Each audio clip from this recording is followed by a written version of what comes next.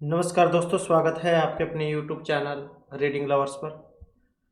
दोस्तों, आज की जो वीडियो इसमें हम करने वाले हैं आपका हरियाणा में जो टीचर एलिजिबिलिटी जो टेस्ट है टीएसटी पीएचडी या पीआरटी वाला, जिसके आगे जाए या फिर फरवरी के लास्ट या फिर मार्च का जो महीना है इसमें आपका एग्ज़ाम देखने को मिलेगा।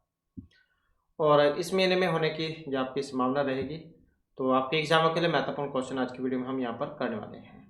और अगर आप एस्टेट के अलावा एचएससी के अन्य भी एग्ज़ाम हैं उसकी तैयारी कर रहे हैं, क्योंकि सीईटी का जो एग्ज़ाम है इसकी भी जो आगे मार्च अप्रैल में होने की संभावना है, तो ये जो क्वेश्चन है आपके इस एग्ज़ाम के लिए भी जो महत्वपूर्ण रहेंगे, जिसमें हमने सबसे पहले आपके हरियाणा जीके से महत्वपूर्ण जो क्वेश्चन है इनको लिया है, और इसके बाद में फिर अन्य जो सब्जेक्ट है उसके महत्वपूर्ण जो क्वेश्चन है उनको हम करेंगे। तो सबसे पहले हमारे हरियाणा जी के वाले क्वेश्चन आ जाएंगे, और इसके अलावा एक और महत्वपूर्ण अपडेट रहेगी, जिसने भी एचपीएससी के द्वारा जो आयुर्वेदिक मेडिकल ऑफिसर वाला एग्ज़ाम दिया था, तो उन सभी के जो है मार्क्स आ चुके हैं। मार्क्स अगर आपने नहीं देखे हैं तो वो वाली वीडियो आपको इस वीडियो के अंत पे मिल जाएगी, तो उसमें जाकर आप अपने मार्क्स चेक कर सकते हैं। तो महत्वपूर्ण अपडेट के लिए आप चैनल को सब्सक्राइब कर लीजिएगा, और आप हमारा जो टेलीग्राम ग्रुप है उसे भी आप ज्वाइन कर सकते हैं। इन सभी का लिंक आपको इस वीडियो के डिस्क्रिप्शन में मिल जाएगा, सभी जो फ्री ऑफ कॉस्ट है, तो इन्हें आप ज्वाइन सब्सक्राइब जरूर कर लीजिएगा। तो हमारा जो यहाँ पर पहला क्वेश्चन इसमें रहेगा, पहला क्वेश्चन है इब्राहिम लोदी का जो मकबरा है कबर वो कहाँ पर है? गुड़गांव, पानीपत, हिसार या फिर कुरुक्षेत्र में। और इसमें जो हमारा यहाँ पर आंसर है ऑप्शन सी वाला है। तो कहाँ पर है ये? पानीपत में है। और पानीपत जो अपनी 3 जो महत्वपूर्ण लड़ाइयाँ हैं तो उनके लिए जाना जाता है, जिसमें सबसे पहले जो युद्ध हुआ था इनका प्रथम युद्ध 21 अप्रैल 1526 को हुआ था, बाबर और इब्राहिम लोदी के बीच में। बाबर जो थे उनकी जीत हो गई थी इसमें। दूसरा जो है यहाँ पर हुआ था इनका 5 नवंबर फिर 1556 में। अकबर और हेमचंद्र हेमू कह देते हैं जिन्हें, हकीम शाह सूरी के सेनापति थे, इनके बीच इस युद्ध में अकबर की जीत हुई थी। पानीपत का जो तीसरा युद्ध है 1761 में हुआ था, ये मराठा सदाशिवराव भाऊ और अफगान के शासक थे अहमद शाह अब्दाली, इनके बीच में। तो अब्दाली जो थे वो जीत गए थे इसमें। तो इस प्रकार से जो है यहाँ पर ये 3 अपनी महत्वपूर्ण जो लड़ाइयाँ है इनके लिए जाना जाता है, जो सबसे पहले 1526, 56 और फिर 1761 में हुई थी। तो ये हुआ था पानीपत में, और इब्राहिम लोदी की जो खबर है वो कहाँ पर है? पानीपत में है। अगला क्वेश्चन आ जाता है हरियाणा विकास पार्टी, इसका गठन हुआ था हुकम सिंह के द्वारा, चौधरी देवीलाल, बंसीलाल या मनोहर लाल खट्टर जो इनके द्वारा। तो ये हुआ था जो चौधरी बंसीलाल है। और 1991 में किया था इन्होंने, 1991 में। चौधरी बंसीलाल जो है फिर 1975 में ये रक्षा मंत्री बने थे, और 1984 में ये रेल मंत्री भी बने थे, और फिर 1985 में ये परिवहन मंत्री भी बने थे। तो विकास पार्टी जो है चौधरी बंसीलाल की थी। अगला क्वेश्चन आ जाता है भारत का पहला जो रक्षा विश्वविद्यालय है हरियाणा के किस जिले में है? फरीदाबाद, गुड़गांव, अंबाला या फिर महेंद्रगढ़ में। तो रक्षा विश्वविद्यालय हरियाणा के किस जिले में है? और ये कहाँ पर है? गुड़गांव में, जो ऑप्शन सी में दिया गया है। तो ये बिनौला एक गांव है वहाँ पर, बिनौला गुड़गांव में। तो वहाँ पर हुआ था 23 तारीख को, 23 मई और 2013 में, 23 मई 2013 में। नेक्स्ट हमारा आ जाता है क्वेश्चन, गांव बिलासपुर में जो शिवालिक तलहटी में कौन सा मंदिर स्थित है? अग्रोहा धाम, माता मनसा देवी, भटकेश्वर या पिंडारा मंदिर। तो बिलासपुर में और शिवालिक की तलहटी में मंदिर है कौन से वाला? माता मनसा देवी का मंदिर, जो यहाँ पर ऑप्शन सी में दिया गया है। तो ये बिलासपुर में है। बिलासपुर ये यमुनानगर वाला जो क्षेत्र है शिवालिक की पहाड़ियों वाला, तो वहाँ पर है माता मनसा देवी का मंदिर। और इसका जो निर्माण है ये उसमें हुआ था 1811 से 15 में, और ये मणिमाजरा के महाराजा थे गोपाल सिंह, तो इन्होंने ये करवाया था। नेक्स्ट आ जाता है हरियाणा मानव अधिकार आयोग, ये कहाँ पर है? चंडीगढ़, गुड़गांव, रोहतक या फिर भिवानी में। तो कहाँ पर है ये? चंडीगढ़ में है। 2012 जो है दिसंबर 2012, तो इसमें गठन हुआ था इनका, दिसंबर 2012 में। मुख्यालय चंडीगढ़ में है। इसके बाद है कौन सी नदी उत्तर प्रदेश के साथ हरियाणा की पूर्वी सीमा का निर्धारण करती है? तो पूर्वी सीमा जो है इसका निर्धारण कौन सी करती है? पूर्वी सीमा जो है इसका निर्धारण करती है यमुना नदी, जो यहाँ पर ऑप्शन सी में दी गई है। और कितनी सीमा बनाती है? 320 किलोमीटर की। और यमुना नदी जो है ये गंगा नदी की प्रमुख सहायक नदी है। इसके बाद है हरियाणा में जो फाग नृत्य है समारोह किस महीने में होता है? दिसंबर, जनवरी, जून, जुलाई, फरवरी, मार्च या इनमें से किसी में भी नहीं। तो हरियाणा में फाग नृत्य समारोह किस महीने में मनाया जाता है? तो ये फाग जो है ये फैसे फाग फैसे फरवरी, तो ऐसे आप इसको याद रख सकते हैं। तो फरवरी मार्च का जो महीना है तो इसमें होता है फैसे फरवरी फैसे फाग, ऐसे आप याद रखिएगा। और महिला और पुरुषों के द्वारा होली के अवसर पर यह किया जाता है फाग नृत्य। नेक्स्ट आ जाता है क्वेश्चन हमारा, इनमें से कौन सा जिला रोहतक पुलिस रेंज में नहीं आता है? रोहतक, झज्जर, सोनीपत या फिर नुहू। तो ये जो नुहू जो यहाँ पर दिया गया है ये वाला नहीं आता है। तो रोहतक पुलिस रेंज है, इसके अंतर्गत झज्जर, भिवानी, सोनीपत, चरखी दादरी, रोहतक ये जिले आ जाएंगे। 5 पुलिस कमिश्नरें हैं, 5 पुलिस रेंज है, हिसार, अम्बाला, करनाल, रोहतक और दक्षिणी रेंज। तो सबसे बड़ी जो पुलिस रेंज है वो हिसार की है, हिसार पुलिस रेंज सबसे बड़ी है और जो सबसे छोटी अम्बाला वाली है। इसके बाद हरियाणा की किस झील को पिंजोकड़ा जोहड़ के नाम से भी जाना जाता है? गुड़गांव, भीमकुंड, दमदमा झील, कोटला या हथनीकुंड। पिंजोकड़ा जोहड़ के नाम से भी जाना जाता है, तो कौन सा है ये? और ये है गुड़गांव में जो भीमकुंड है, जो ऑप्शन ए में दिया गया है। नेक्स्ट हमारा क्वेश्चन आ जाता है, हरियाणा में कंडी परियोजना को किस संगठन के द्वारा वित्त पोषित किया गया था? कंडी परियोजना को विश्व बैंक, अमेरिका, यूरोपीय संघ या यूनिसेफ के द्वारा। तो कंडी परियोजना, और जो देखें तो ऑप्शन ए में जो यहाँ पर दिया गया है तो कौन सा था ये? विश्व बैंक था। तो ये जो कंडी जो योजना थी प्रदेश की, अम्बाला और यमुनानगर जिले के उत्तरवर्ती भाग के खुले शिवालिक क्षेत्र में पुनः वृक्षारोपण से संबंध है इसका। और ये जो परियोजना है 2003 में शुरू हुई थी, 2003 में। नेक्स्ट आ जाता है राष्ट्रीय डेयरी अनुसंधान संस्थान, जो करनाल में है। इसकी स्थापना हुई थी 1922, 23, 30, 31, 26, 27 या किसी में भी नहीं। तो कब जा ये हुई थी? और इसमें हमारा जो सेंसर ऑप्शन रहेगा ये वाला। तो कब हुई थी? वर्ष 1922, 23 में। तो ये जो राष्ट्रीय जो डेयरी अनुसंधान संस्थान है इसकी स्थापना जो है ये 1955 में, अब तो आपकी बात करें तो ये 1955 में हुई थी करनाल में। और पहले जो है फिर जो ये जो यहाँ पर डेट दी गई है 1922-23 वाली, तो पहले जो है बेंगलोर में था। तो कहाँ पर था ये? बेंगलोर में। तो बेंगलोर में था ये, क्योंकि हो सकता है बहुत सारों ने यहाँ पर 1955 ही पढ़ा हो। तो सबसे पहले 1923 में बेंगलोर में स्थापित हुई थी। और फिर अब तो ये करनाल में है, करनाल में 1955 में इसकी स्थापना हुई थी NDRI की। इसके बाद है eastern dedicated freight corridor Haryana के कौन से जिले से होकर गुजरेगा? अम्बाला, रेवाड़ी, यमुनानगर या दोनों से। तो इसमें जो हमारा यहाँ पर आंसर है ऑप्शन डी वाला है। तो इसमें अम्बाला और जो यमुनानगर है ये दोनों ही आ जाएगा। और स्टेशन इसका जगाधरी वर्कशॉप में बनाए जाने की मंजूरी है।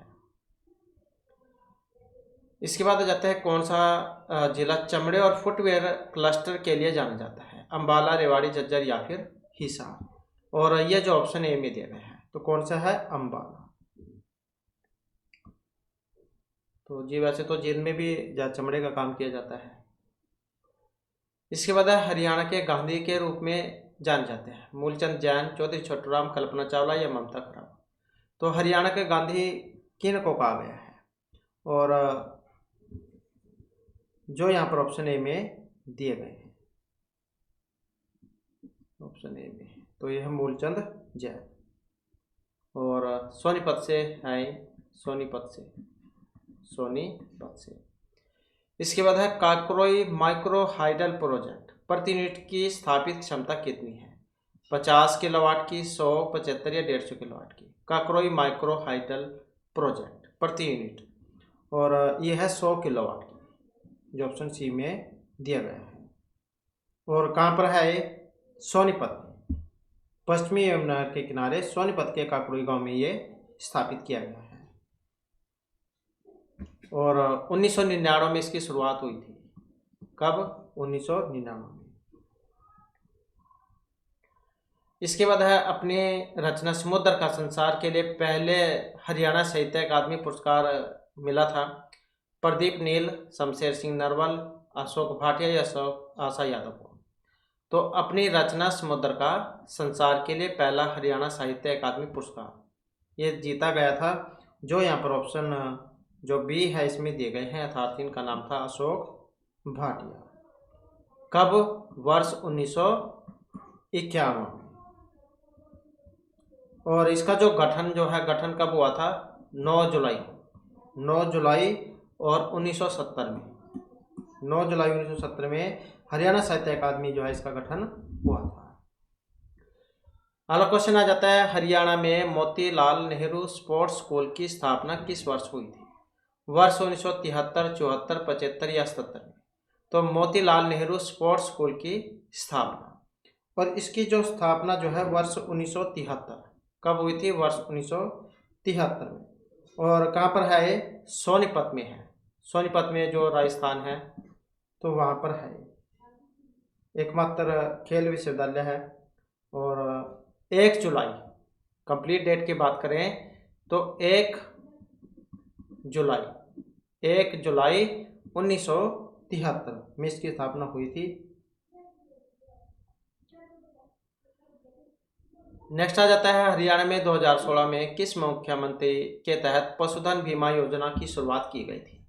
तो 2016 में देख सकते हैं आप कौन से मुख्यमंत्री थे, वहां से भी आप इसका अंदाजा लगा सकते हैं। पशुधन बीमा योजना उस समय चलाई गई थी। तो इसमें अगर हम देखें तो उसमें जो है ये मनोहर लाल खट्टर ये मुख्यमंत्री थे। तो ऑप्शन ए वाला इसका हो जाएगा। और कृषि मंत्री जो उस समय ओम प्रकाश धनखड़ थे, झज्जर में चलाई गई थी 29 जुलाई को। कंप्लीट डेट की बात करें 29 जुलाई 2016 को झज्जर में उस समय कृषि मंत्री थे ओम प्रकाश धनखड़, इनके द्वारा चलाई गई थी।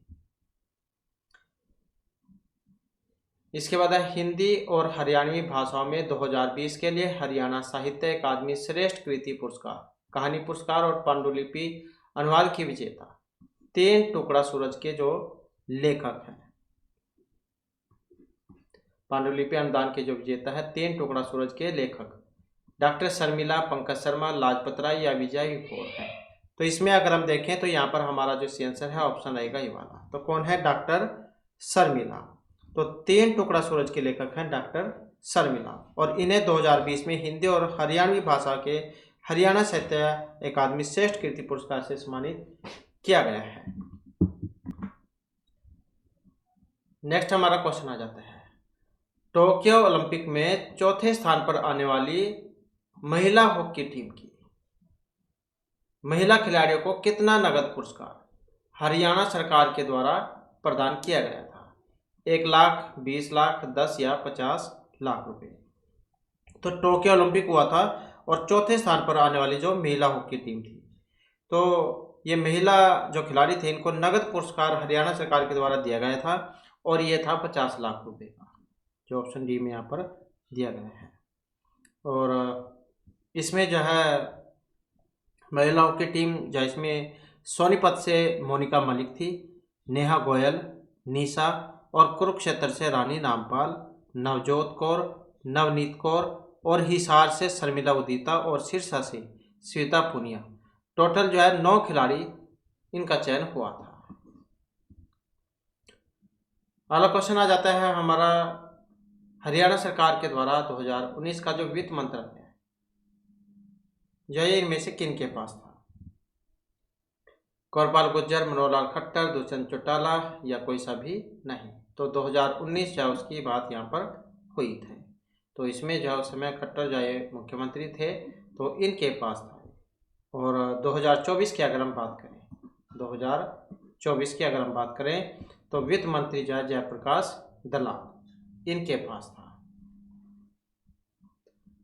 नेक्स्ट हमारा क्वेश्चन आ जाता है, हरियाणा के निम्नलिखित में से किस प्रांत ने 1857 के विद्रोह में ब्रिटिश सेना को बहुमूल्य सहयोग प्रदान किया था? बहादुरगढ़, तंवारू, झज्जर या फिर जींद में? तो इसमें जो हमारा यहाँ पर आंसर है ऑप्शन रहेगा डी वाला। तो कौन सा था ये? जींद था।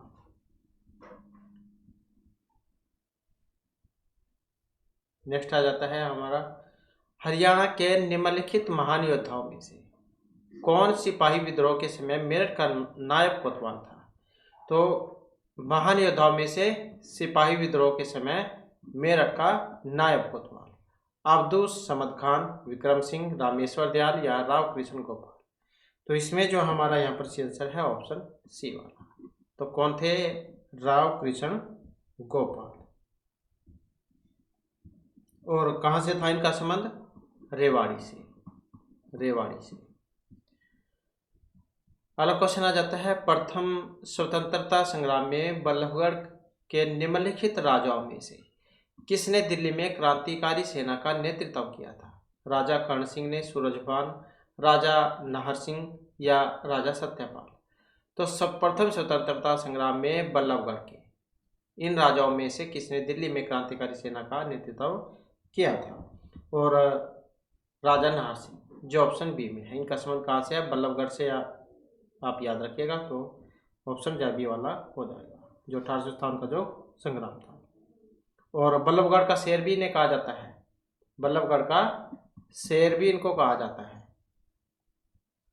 इन्होंने दिल्ली के जो सम्राट थे बहादुर शाह जफर, इनसे मित्रता करके अंग्रेजों के जो विरुद्ध है विद्रोह में भाग लिया था। तो आ जाता है, कई बार बल्लभगढ़ के शेर के नाम से जान जाते हैं राजा नाहर सिंह।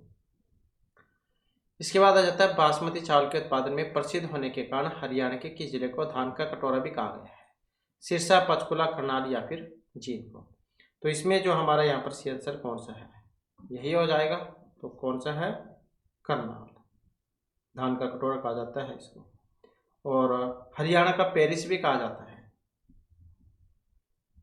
इसके बाद जाता है अगला क्वेश्चन हमारा।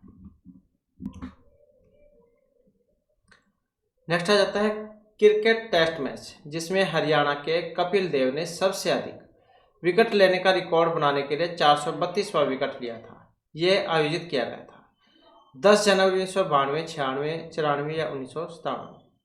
तो इसमें कौन सा हमारा आंसर है? और अगर हम आंसर की बात करें तो ऑप्शन रहेगा सी वाला। तो कौन सी डेट थी ये? 8 फरवरी 1994 की। और हरियाणा हरिकेन के नाम से या कपिल देव को जाना जाता है। इसके बाद है, हरियाणा के प्रसिद्ध खिलाड़ी गीता ज्योतिषी का संबंध इनमें से किस खेल से है? जिम्नास्टिक, बैडमिंटन, दौड़ या टेनिस से? तो हरियाणा के प्रसिद्ध खिलाड़ी गीता ज्योतिषी का संबंध तो किससे है इनका संबंध? दौड़ से। और ये जो गीता ज्योतिषी जो है ये राज्य की प्रथम भीम अवार्डी महिला भी है। भीम अवार्ड मिला था इनको सबसे पहले, और गुड़गांव से है।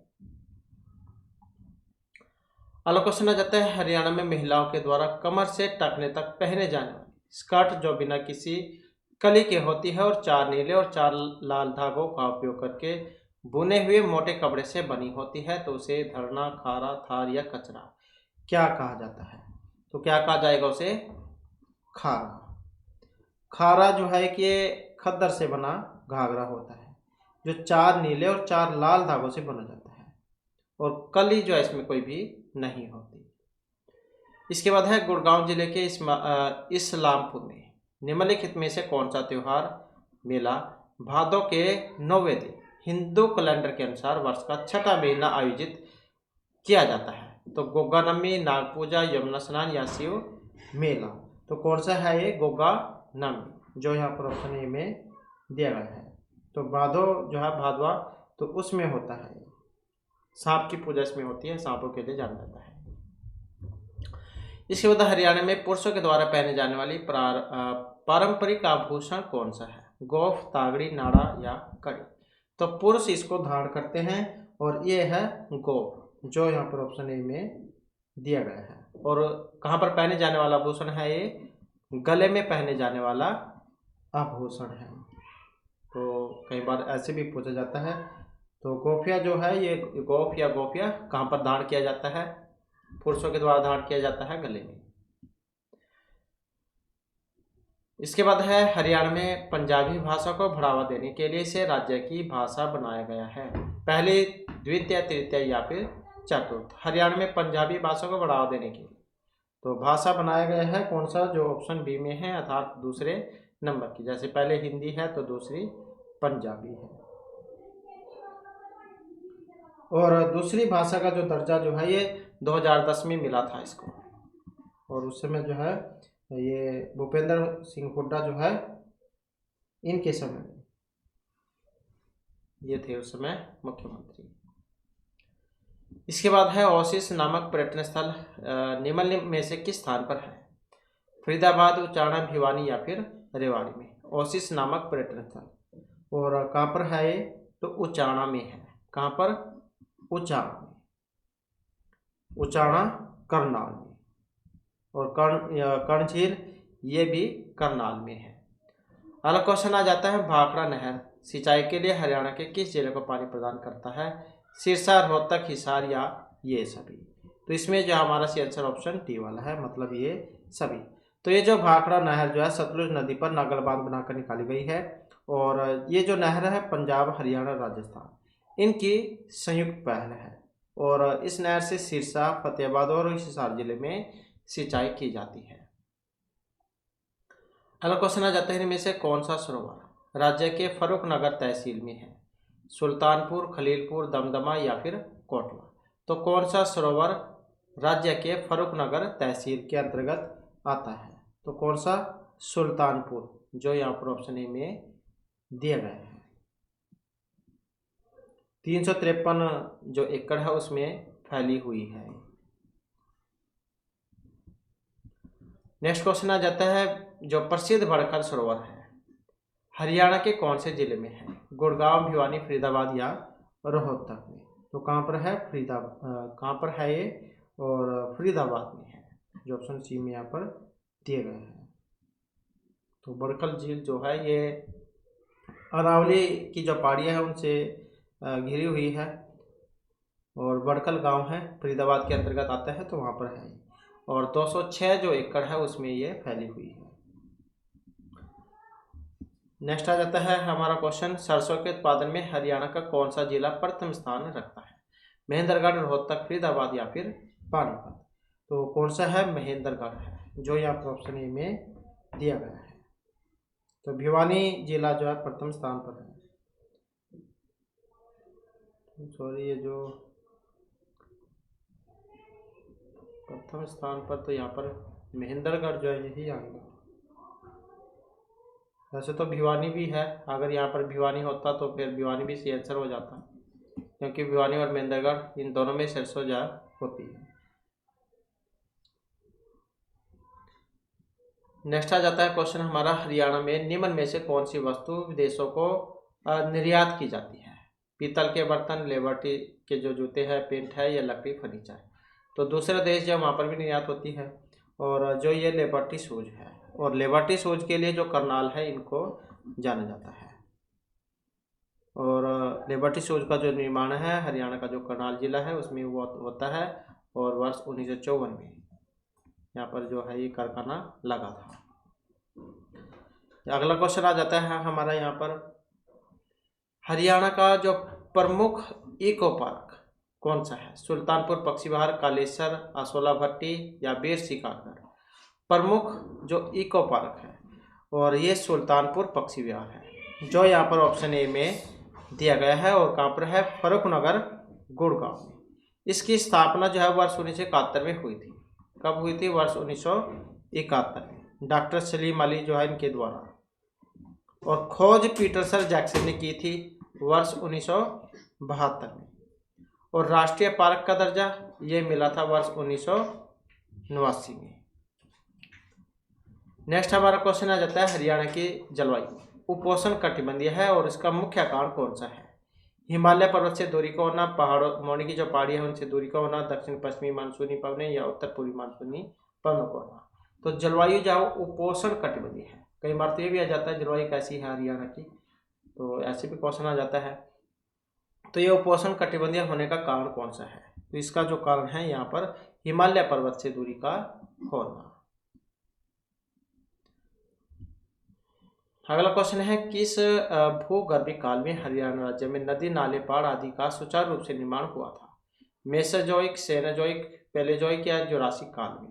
तो यह हुआ था सेनोजोइक काल में, जो यहाँ पर ऑप्शन सी में दिया गया है।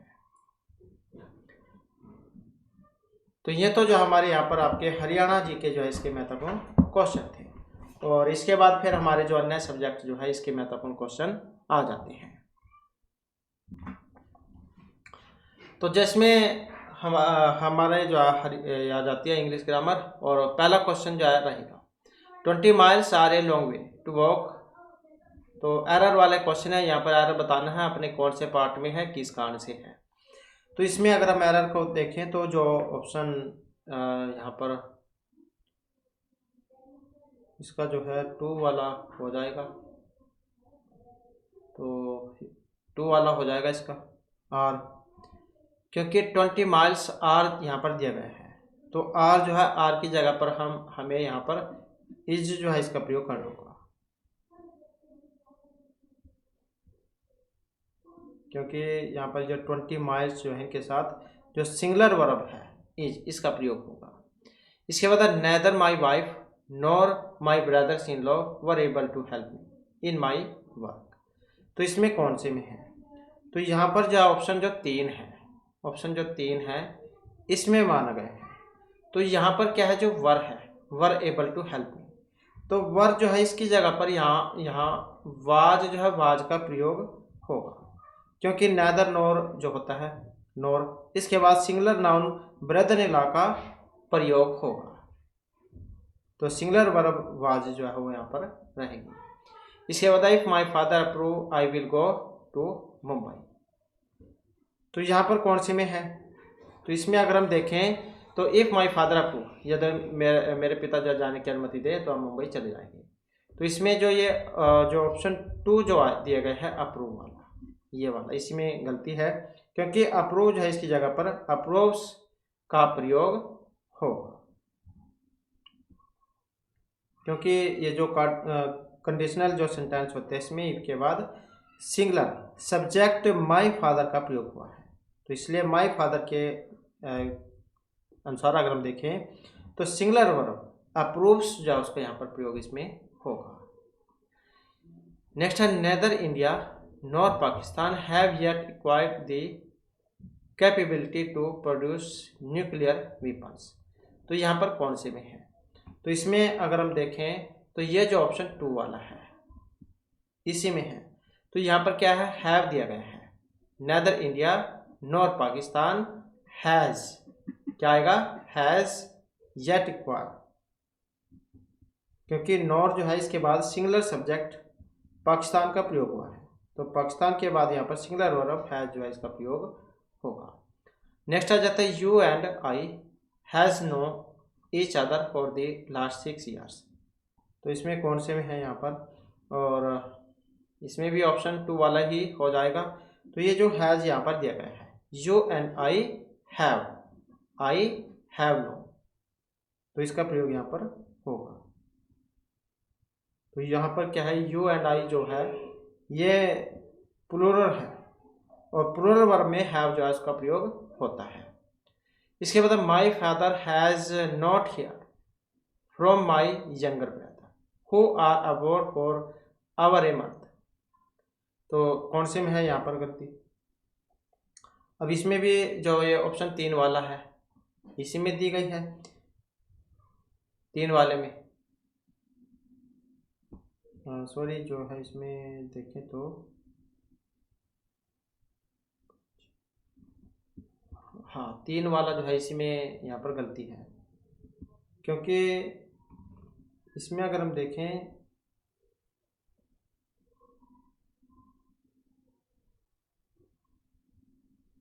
यह 3 वाला, तो इसमें जो है यहाँ पर गलती है,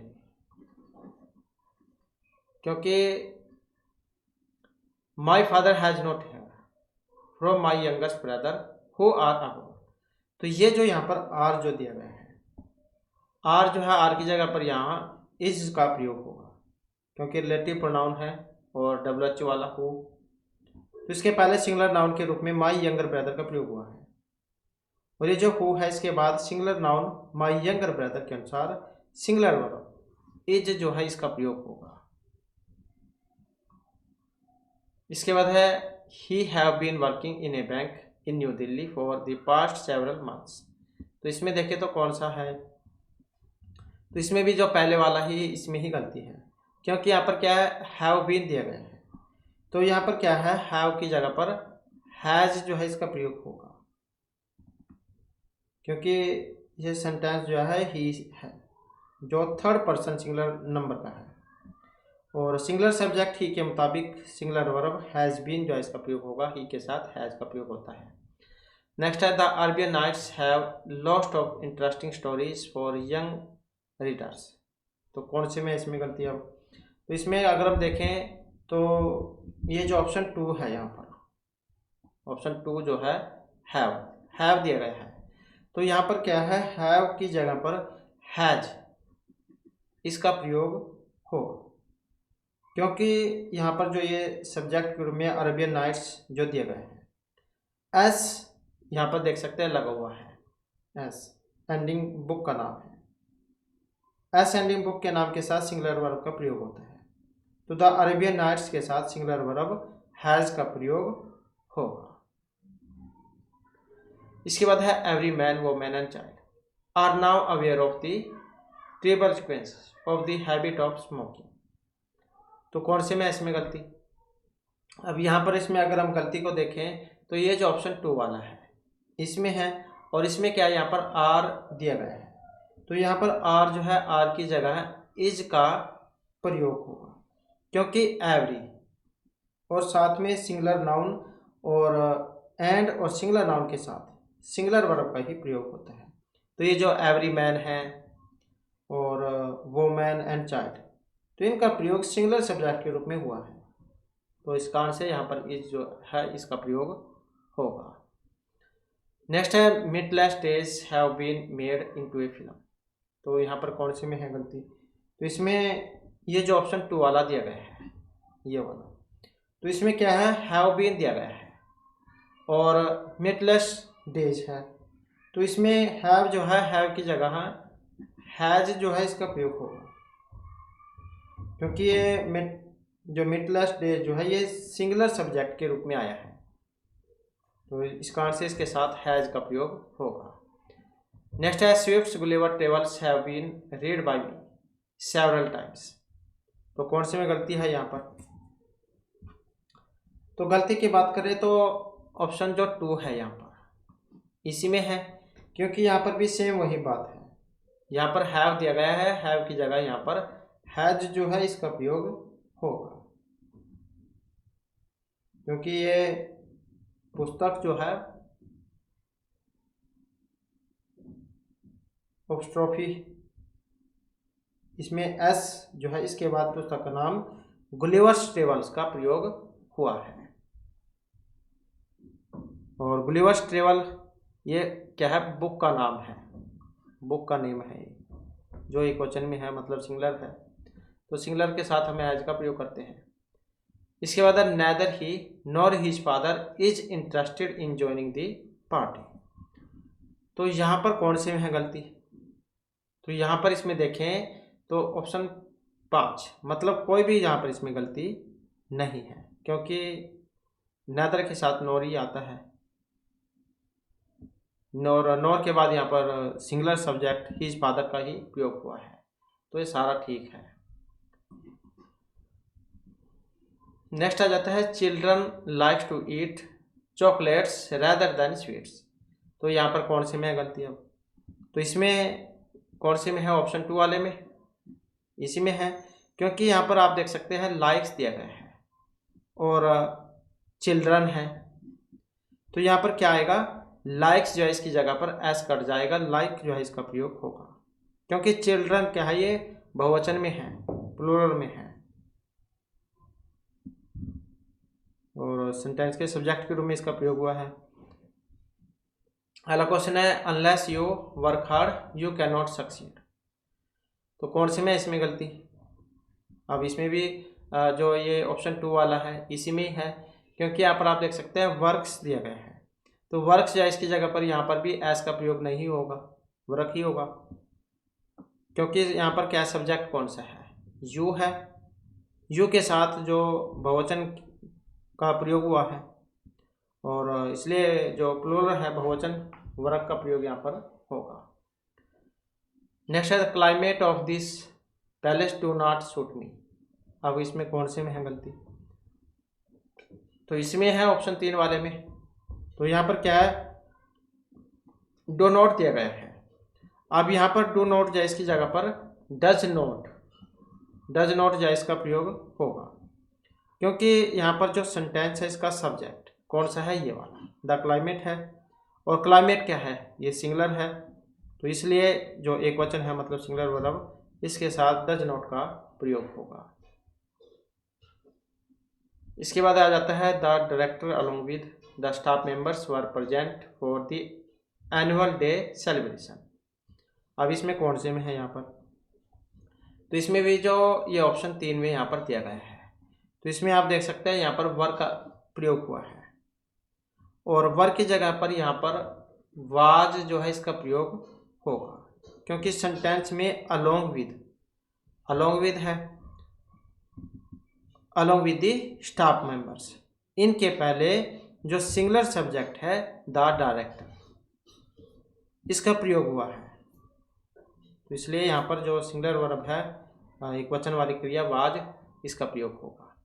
if you follows my instructions you will get A stable reward for that. तो कौन से में गलती यहाँ पर, इसमें ही है ऑप्शन 1 वाले में, क्योंकि यहाँ पर आप देख सकते हैं फॉलोज इसका प्रयोग हुआ है, जबकि यहाँ पर जो है एस का प्रयोग नहीं होगा, फॉलो यहाँ पर आएगा, क्योंकि ये सेंटेंस जो है कंडीशनल है और सेंटेंस में सिंगुलर वर्ब और प्लूरल वर्ब दोनों का प्रयोग हुआ है।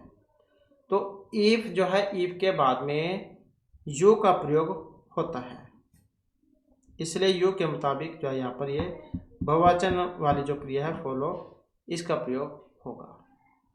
इसके बाद Raman was one of those great son of India who has earn everlasting fame for scientific research. तो इसमें भी जो ये ऑप्शन 3 में दिया गया है, तो इसमें क्या है, हैज आया है, हैज। तो हैज जो है इसकी जगह पर यहाँ पर क्या प्रयोग में आएगा, है, क्योंकि हु के पहले one of those great son of India इसका प्रयोग हुआ है, तो जिसमें ये सन्स जो है बहुवचन की क्रिया है, मतलब बहुवचन का नाउन है ये, और सन्स के मुताबिक यहाँ पर जो बहुवचन वाला जो क्रिया है हैव इसका प्रयोग होगा। If I was in her shoes I would have died with same. तो कौन से में यहाँ पर गलती, तो इसमें जो है ऑप्शन 1 वाला जो है इसमें ही शुरू में जो है इसमें गलती है, क्योंकि यहाँ पर आप देख सकते हैं वाज लगा है, वाज, तो वाज जो है इसकी जगह पर वर जो है इसका प्रयोग होगा, क्योंकि ये जो सेंटेंस है ये सपोजिशनल है, मतलब इफ से स्टार्ट हुआ है, इफ से। तो ये जो सेंटेंस है, इस तरह के जो सेंटेंस है इसमें किसी भी नंबर और पर्सन के सब्जेक्ट के साथ बहुवचन की जो क्रिया है वर इसका प्रयोग होता है। तो आई के साथ जो है वो जो बहुवचन की क्रिया है वर उसका प्रयोग होता है।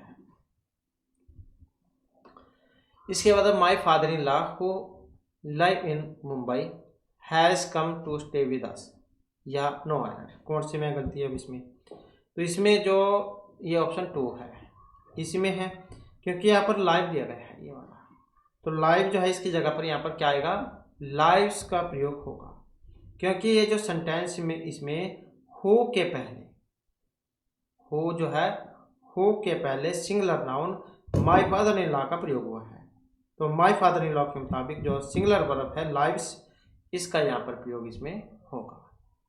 इसके बाद है नेक्स्ट हमारा each girl was given a bunch of flowers with placed them very much. कौन से में गलती अब, तो इसमें जो है देखें तो कोई से में भी गलती नहीं है, क्योंकि ईच जो यहाँ पर आया है, ईच सिंगुलर नाउन के साथ सिंगुलर वर्ब का ही प्रयोग हुआ है, और ईच गर्ल के साथ सिंगुलर वर्ब वाज का प्रयोग यहाँ पर हुआ है, जो कि सही बात है। नेक्स्ट है Vinay was happy that Mukesh and his sister was going on this same day next day. कौन से में अभी यहाँ पर गलती, तो इसमें जो है ये ऑप्शन जो 2 वाला है, ये वाला, इसमें गलती है। यहाँ पर आप देख सकते हैं इसमें वाज दिया गया है, तो वाज जो है इसकी जगह पर यहाँ पर क्या आएगा, वर्ब का प्रयोग होगा, क्योंकि जो दैट है, दैट से जो शुरू होते हैं, दैट से स्टार्ट क्लोज का plural subject Mukesh and his sister, ये है, तो जो बहुवचन की क्रिया होती है इस कारण से वर्ब का प्रयोग यहाँ पर होगा। नेक्स्ट है the disclosure of the synopsis of the Thakkar commission report on the assassination of Mrs. Gandhi have raised several vital question.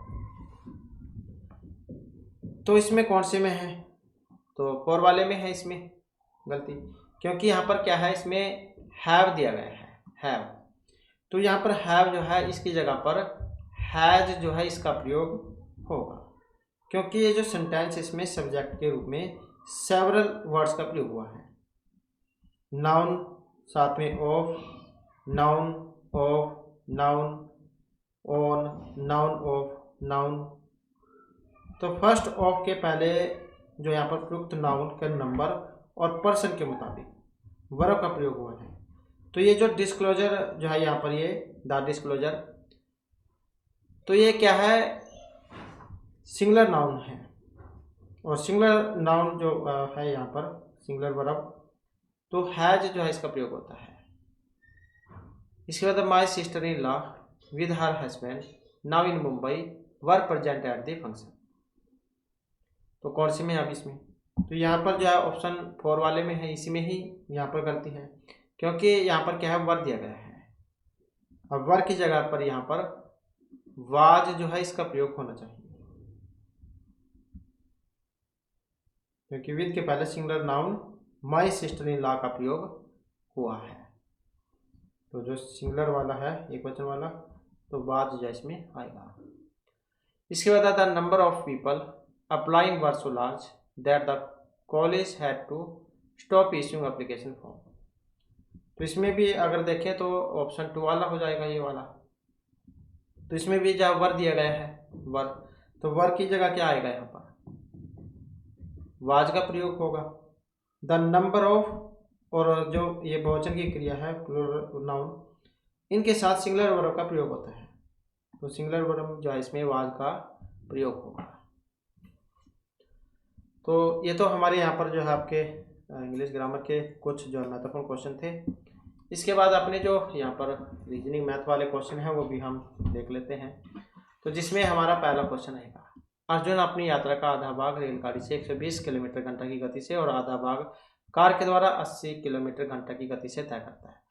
औसत जो गति है वो आपने यहाँ पर बतानी है कि उसकी जो औसत गति होगी वो यहाँ पर कितनी इसमें निकल के आएगी। तो इस आधार पर देखें तो यहाँ पर कौन सा हमारा सही आंसर इसमें होगा। तो इसमें जो हमारा सही आंसर कौन सा रहेगा, ये वाला हो जाएगा। तो इसका भी सिंपल तरीका है करने का। तो क्या हो जाएगा, आधा है मतलब 2 गुणा में 120 और गुणा में 80 और बटे में क्या हो जाएगा 120 प्लस में 80। तो इसे जब हम करेंगे तो क्या आ जाएगा, तो 19,200 ये आएगा, 19,200 बटे 200 ये आ जाएगा। तो जब हम इसे हल करेंगे तो क्या आएगा 96। तो इस प्रकार से जो है यहाँ पर इसका सही आंसर रहेगा। इसके बाद यदि 11 संतरे 10 रुपये में खरीदे जाते हैं, 10 संतरे 11 रुपये में बेचे जाते हैं, तो लाभ प्रतिशत इसका आपने बताना है। तो इसमें भी अगर देखें तो एक संतरे का जो क्रय मूल्य कितना होगा, एक संतरे का क्रय मूल्य, एक संतरे का जो क्रय मूल्य कितना है 10 रुपये और 11। एक संतरे का 10 रुपये और जो 11 है इनका क्या हो जाएगा 10/11 ऐसे होगा। इसी प्रकार से एक संतरे का जो विक्रय मूल्य है वो वाला विक्रय मूल्य कितना होगा एक संतरे का, तो ये हो जाएगा 11 रुपये 11। और इसी प्रकार से जो है 10 संतरों को कितना हो जाएगा 11/10। अब लाभ निकालना होगा हमें, लाभ का क्या है विक्रय मूल्य माइनस में क्रय मूल्य, यही होगा। तो कितना निकल के आएगा ये निकल के आएगा 21,110। तो लाभ प्रतिशत क्या होगा इसका, तो लाभ प्रतिशत जो है इसका निकल के आएगा 21%। तो कितना जो है निकल के आएगा 21%। नेक्स्ट क्वेश्चन है, अमूल्य किसी कार्य को 2 दिन में करता है और बिंदु इसे 6 दिन में करता है, तो दोनों मिलकर इस काम को कितने दिन में जा समाप्त करेंगे। तो इसमें कौन सा आएगा हमारा, ऑप्शन बी वाला हो जाएगा, अर्थात 3/2 दिन में।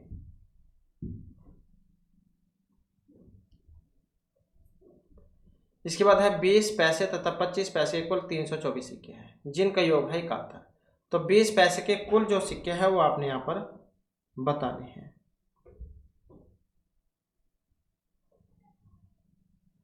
तो इसमें कौन सा हो सकता है हमारा यहाँ पर सी आंसर, ऑप्शन सी वाला 200।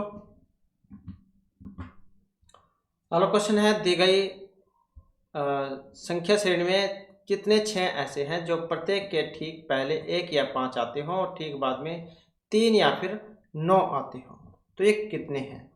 तो इसमें अगर हम देखें तो कौन सा है यहाँ पर,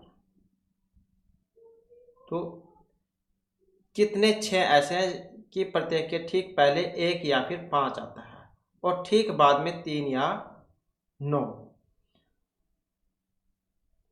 तो इसमें जो हमारा यहाँ पर सी आंसर कौन सा बनेगा, ये वाला हो जाएगा, इसमें डी वाला।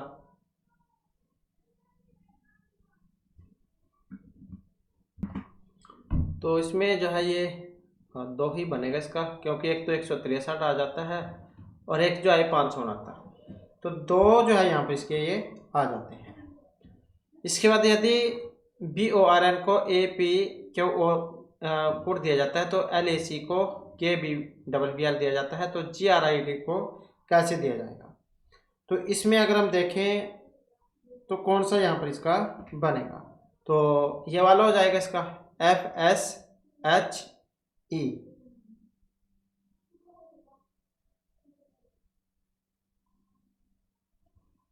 तो ये बन जाएगा इसका।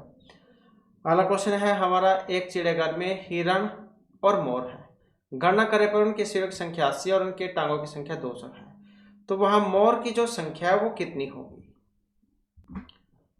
तो आंसर तो इसमें ऑप्शन हो जाएगा डी वाला 60। तो यहाँ पर क्या है, इसमें मान लें कि जैसे हिरण है, हिरणों की जो संख्या उसे हम H मान लेंगे और जो मोर है इनको मान लेंगे हम P। तो समीकरण जब एक है, मतलब सिर, क्योंकि प्रत्येक जो जानवर है उनका एक ही सिर होता है, तो क्या बनेगा H प्लस में P, ऐसे कर लेंगे। अब कितने हो जाएंगे 80 है सिरों की संख्या 80, और क्योंकि टांगे क्या हैं, हिरण की 4 होती हैं, हिरण की 4 टांगे हैं और मोर की 2 होती हैं, ऐसी है। तो हम क्या करेंगे 4H प्लस में 2P ऐसे करेंगे, कितने हैं 200, मतलब हिरण के 4 पैर और मोर के 2। तो यहाँ पर मोर की संख्या हमने बतानी है, तो जो समीकरण 1 को 4 से जब हम गुणा करेंगे तो यही आएगा 4H प्लस में 4H प्लस में 2P कितना जाएगा 320। फिर समीकरण जो 2 है उसको जब हम 1 में से घटाएंगे तो क्या बनेगा 4H प्लस में 4p माइनस में 4h प्लस में 2p।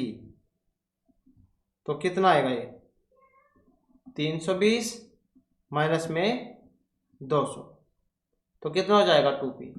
2p जो है यहाँ पर ये होगा 120, p बराबर कितना होगा 60। तो p हमने मोल माने थे तो कितना हो जाएगा 60। इसके बाद है संख्याओं का कौन सा समूह दिए गए समूह के समान धर्मी है।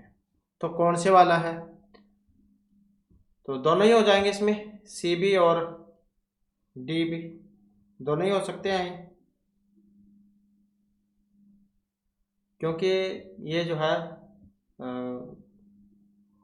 3, 21, 24, 21 और 3 7 गुना है, 7, 21 और 21 और 21 जो है ये 3 का 7 गुना, 3 7 21 होता है। और 24 8 या 24 होता है। और इसमें अगर हम देखें तो यहाँ पर जो है इसमें भी तो ऑप्शन सी जो है इसका यहाँ पर सी आंसर रहेगा। तो सी जो है इसका सी आंसर यहाँ पर माना गया है, क्योंकि 2 दूनी 4 मतलब 8 दूनी 16, 9 दूनी 18 ऐसे भी हो जाता है।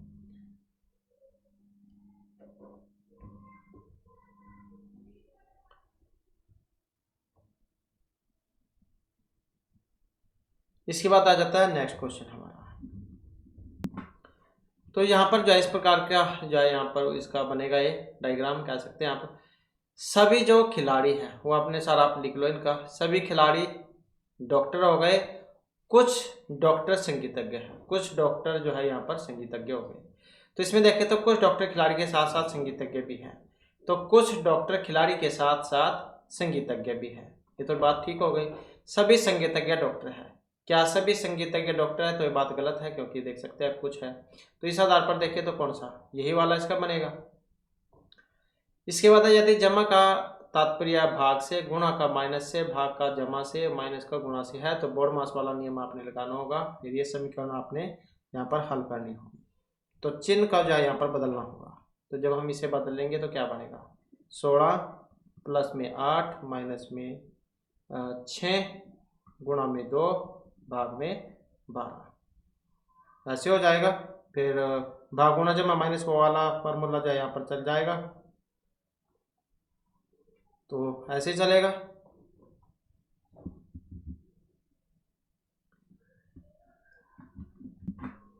तो जब हम इसके चिन्ह बदल देंगे तो ऐसे फिर ये होगा 16 प्लस में 8 माइनस 6 दूनी 12 भाग 12, फिर उसके बाद 16 प्लस में 8 और इसका भाग कर लेंगे, ये क्या आ जाएगा जमा हो जाएगा, 16 8 24 में से 1 23।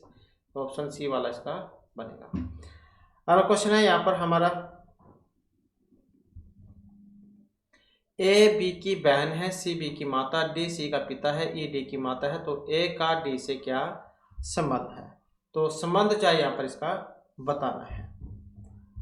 तो इसमें देखें तो ए जो है बी की बहन, सी बी की माता, मतलब ए की भी वो माँ होगी, डी सी का पिता है, मतलब ए का नाना है। तो इसमें अगर हम देखें तो कौन सा बनेगा इसका, तो सी वाला इसका होना चाहिए। तो नातिन जो है यहाँ पर आप कह सकते हैं नातिन बनेगा, नातिन होगा ये, नातिन। तो ए डी की नातिन होगी। इसके बाद है निम्न श्रेणी में अगला पद जो है आपने बताना है, यहाँ पर कौन सा इसका आएगा। तो इसमें देखें तो 0 7 में प्लस 5 हुए हैं, 5 में 17 हुए, 17 5 22, फिर 22 जो है इसमें 35 हुए हैं, 35 जुड़े हैं, और फिर जो है इसमें 59 जुड़े हैं। तो इसमें देखें तो यहाँ पर 5 17 35 और 59, मतलब यहाँ पर क्या है 12 18, 24, मतलब 6 के गुणा इसमें चल रहे हैं। 6 दूनी 12, 6 3 18, 6 6 24, ये वाला। तो इस आधार पर देखें तो यहाँ पर 116 और 89, 8 9, ये अगर हम जोड़ें तो इसमें क्या है 205 बनेगा, जो यहाँ पर ऑप्शन ए में दिया गया है।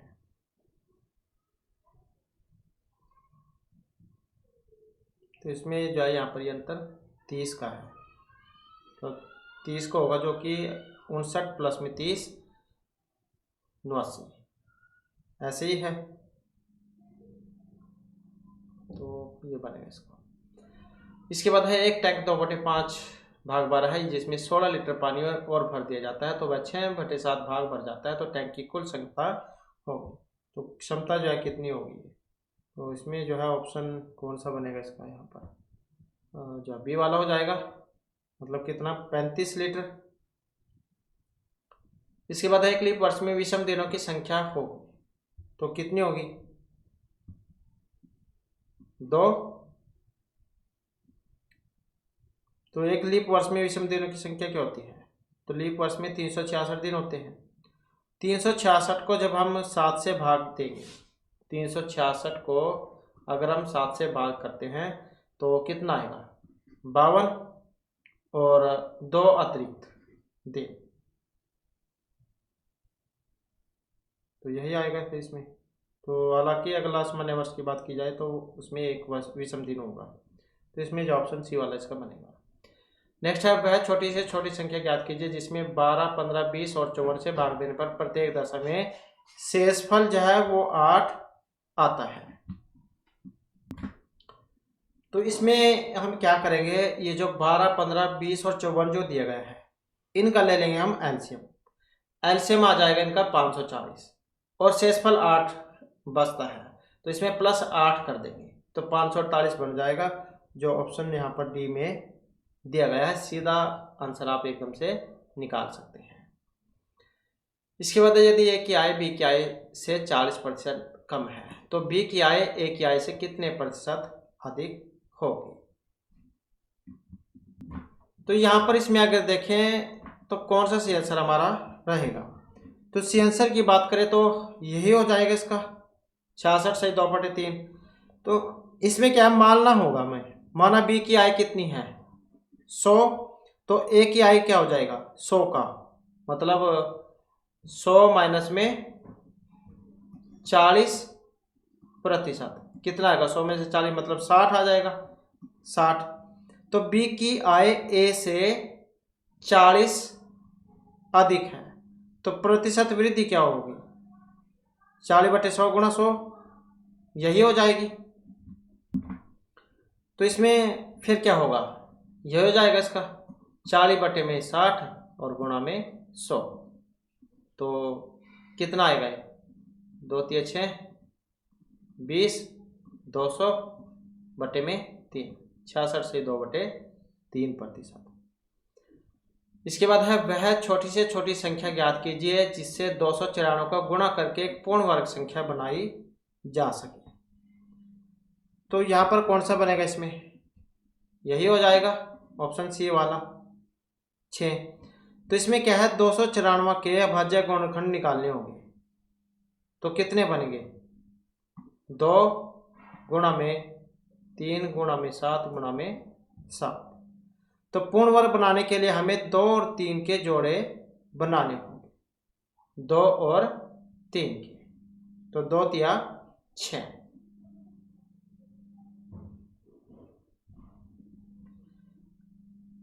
नेक्स्ट है यदि भिन्न 2/5, 3/8, 4/9, 5/13 और 6/11 को बढ़ते हुए क्रम में व्यवस्थित किया जाता है, तो चौथे स्थान पर कौन सी भिन्न हो। तो इसमें देख सकते हैं आप, इसे जब हम भाग करेंगे 2/5 को, तो क्या आता है इसका 0.4, यही आएगा। और इसी प्रकार से 3/8 में क्या आएगा 0.375, और ऐसे ही जब हम 4/9 को करेंगे तो इसमें क्या आएगा 0.444, ये आ जाएगा। और इस प्रकार 5/13 है, इसमें क्या आएगा 0.3846। इसी प्रकार से यहाँ पर 6/11 है, इसमें क्या आएगा 0.5454, ये वाला बनेगा। तो यहाँ पर क्या चौथे स्थान पर कौन सी भिन्न है, तो चौथे नंबर पे कौन सी होगी, यहाँ पर आप इसमें देख ही सकते हैं 4/9, 4/9 वाली आ जाएगी, 4/9 वाली, क्योंकि पहले क्या है 3/8 होगी, फिर 5/13 वाली आ जाएगी, 5/13 के बाद 2/5 वाली, फिर 4/9 वाली, और फिर ये 6/11 वाली। ऐसे जो है यहाँ पर ये बतानी थी बढ़ते हुए क्रम में। इसके बाद प्रथम 7 अभाज्य संख्याओं का औसत होगा। तो प्रथम 7 अभाज्य संख्याओं का औसत कितना होगा, तो यही हो जाएगा 8 से 2/7। तो प्रथम 7 अभाज्य संख्याएं क्या है, 2, 3, 5, 7, 11, 13 और 17। फिर कर लेंगे हम इनका योग, 2, 3, 5, 7, 11, 13, 17, सारों को जोड़ लेंगे, सारों को जोड़ के आ जाएगा 58। और कितने हैं ये 7 हैं, 7 हैं बटे में 7 कर लेंगे, 58 बटे में 7, तो कितना आ जाएगा 8 सही 2/3। तो ये भी बिल्कुल सिंपल है तरीका निकालने का। प्रथम 7 अभाज्य संख्याओं का औसत 2, 3, 5, 7, 11, 13, 17, तो जोड़ लेंगे 58/7, मतलब 7 का निकालना था तो इतना आ जाएगा। अब यहाँ पर आ जाता है असंगत। असंगत है यहाँ पर, वो आपने बताना है इसमें कौन से वाला है। इसमें अगर हम देखें तो ई और जे के बीच में है 5 का, जे और एन के बीच में अंतर है 4 का, एन और ओ के बीच में अंतर है 1 का, मतलब एन ओ ऐसी है।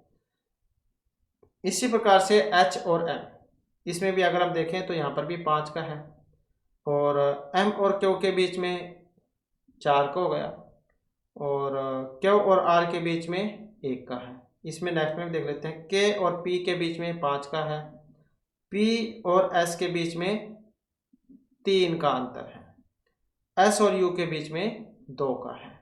नेक्स्ट ऐसे ही देख लेते हैं। तो इसमें अगर हम देखें तो एन और एस के बीच में 5 का है, एस और डब्ल्यू के बीच में 4 का है, डब्ल्यू और एस के बीच में 1 का है, मतलब 3 ठीक है, और ये जो ऑप्शन सी में दिया गया है यही हमारा गलत है। तो इस प्रकार से जो हमारे आज क्लास में महत्वपूर्ण क्वेश्चन थे, नेक्स्ट वीडियो की इसमें आपके लिए नए जो महत्वपूर्ण क्वेश्चन लेकर आएंगे, और हमारे साथ अंत बनाने के लिए धन्यवाद।